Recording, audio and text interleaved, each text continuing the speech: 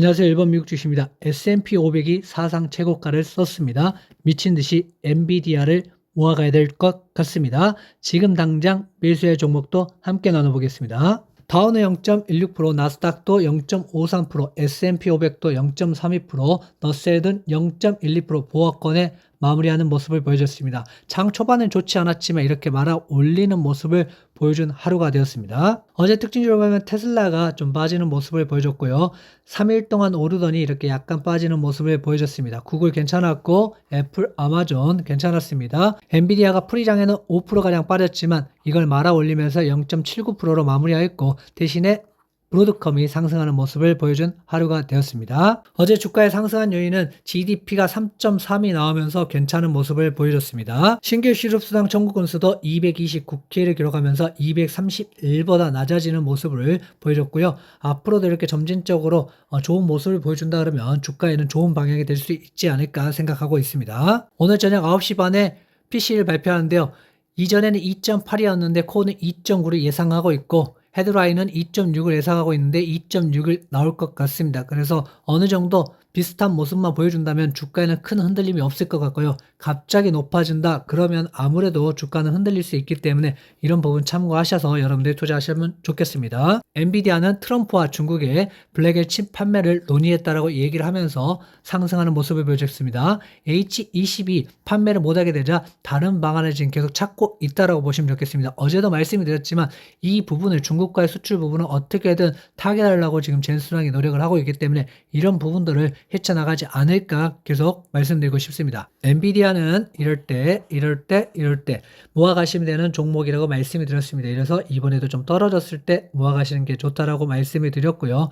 수출에 관해서 문제는 중국에서 막는 거는 그래도 어느 정도 타결 방법을 찾고 있는 게 엔비디아입니다. 하지만 미국에서 막는다. 그러면 이게 가장 큰 문제인데 저는 지금 미국이 막고 있지 않기 때문에 앞으로의 수출은 문제가 없을 거라고 저는 좀 보고 있습니다. 그래서 앞으로 더 상승이 가능하다라는 게 제 생각입니다. 그래서 좀 떨어질 때마다 엔비디아 모아가시면 좋겠고 지금 몰빵하라는 자리는 아니고요. 162불, 150불 이렇게 떨어졌을 때 좀 모아가시면 좋을 거라고 보고 있습니다. 엔비디아도 이렇게 쭉 올라왔다가 쭉 빠지는 모습을 보여줬습니다. 장중 한때 5%가량 빠지면서 170불 초반대까지 갔었는데 이걸 말아 올리는 모습을 보여주면서 어제는 그래도 거의 180불대 마감을 했습니다.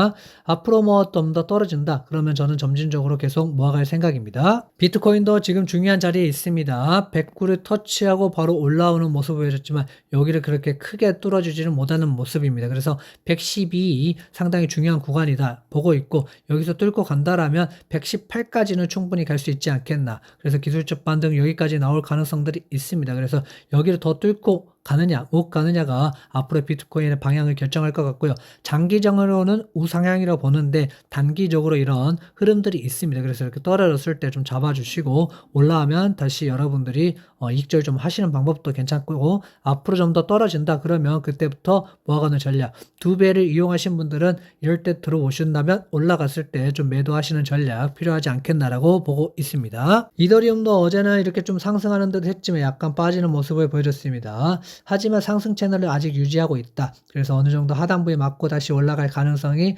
아직까지 있어 보입니다. S&P 500도 잘 가고 있고 나스닥도 잘 가고 있기 때문에 그렇게 큰 문제가 있지는 않다라고 현재는 보고 있기 때문에 앞으로도 조금 더 상승이 가능하다. 하지만 정고점이 온다라면 익절은 한 번 정도 생각해 보시는 것도 괜찮아 보입니다. 지금 솔라나가 훨씬 더 좀 괜찮다라고 얘기를 말씀을 계속 드렸는데요. 솔라나가 이렇게 지금 저점도 높여가고 지금 고점을 높이려고 하고 있습니다. 그래서 상승 추세를 만들어 가고 있다라고 보시면 좋겠고 아무래도 이에 올라온다라면 다시 한 번 더 좀 떨어질 가능성도 있기 때문에 여러분들이 이런 것들 잘 파동을 잘 이용하셔서 투자하시면 좋을 것 같습니다. 디플은 현재 단기적으로 보시면 어느 정도 이 박스권 좀 갇혀 있지 않겠나라고 보고 있습니다. 아까 솔라나는 이렇게 상승 추세였다면 디플은 이 반대로 지금 이렇게 박스권을 만들고 있기 때문에 이런 부분에서는 좀 떨어지면 매수를 하시더라도 무리하게 매수하시면 좀 힘들겠다라고 말씀드리고 싶습니다. 나스닥백을 보시겠습니다. 나스닥백도 지금 상승 추세를 만들어 가고 있습니다. 9월의 계절성 때문에 9월에 빠질 가능성도 물론 있겠지만 현재 상황으로는 나쁘진 않습니다. 만약에 그런 추세가 보인다면 그때 익절을 하시더라도 지금 좀 더 기다려 보셨으면 좋겠고 아직은 5일선 위에 있다는 것을 기억해 주시면서 갖고 가셔도 되겠습니다. S&P 500이 사상 최고가를 썼습니다. 그래서 앞으로도 계속 상승할 가능성은 있습니다. 하지만 9월 조절성 이거를 무시할 수는 없습니다. 하지만 이렇게 상승 추세에 있는데 굳이 9월까지 생각하면서 지금 당장 팔아야 되냐? 그건 아니라고 봅니다. 그래서 5일선을 깨고 21선을 깨고 그때 여러분들이 매도를 하시더라도 지금은 좀 더 지켜보셔도 좋겠다. 그리고 S&P 500 같은 경우는 떨어지면 매수하는 전략이 훨씬 더 좋다라고 말씀드리고 싶습니다. SEHD를 보시겠습니다. SEHD는 이럴 때 계속 매수를 했고 이럴 때도 계속 매수를 했습니다.